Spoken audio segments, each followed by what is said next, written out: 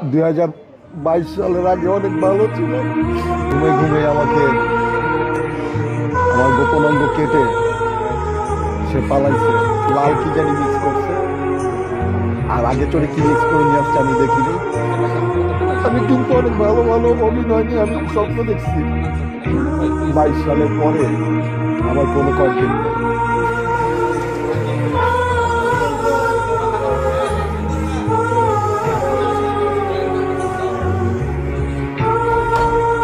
তারপরে 2-3টা চট থাপুর মারছে, যে ঘরের এখানে দাগ আছে।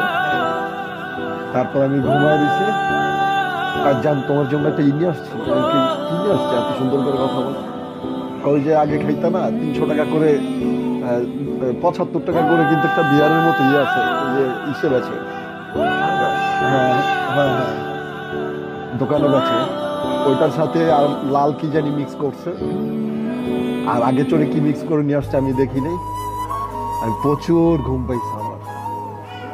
সেই ঘুমে ঘুমে আমাকে আমার গোপন অঙ্গ কেটে সে পালাইছে। আচ্ছা, এই ঘটনাটা কটার দিকে ঘটছে? এটা সকাল ভোর 4টার দিকে।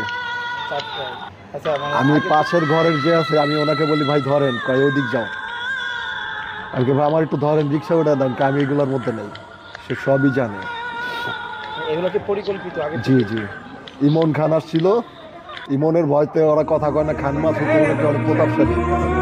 খান মাসুদের ভাতিজা ইমন খান, ও আইসা আর শাওন গাজী, এই 3 জনে মিলে আমাকে মেরে ফেলার প্ল্যানিং করছে ভাই। ইমন আর হচ্ছে শাওন আর শিখা। আমি ভাই কোন রকম জানে বাইচে আসছি। আমার গোপন অঙ্গ কেটে ওর সাথে করে নিয়ে গেছে। যাই হোক, আপনি কি বিচার চান? আমার জন্য সবাই দোয়া করবেন।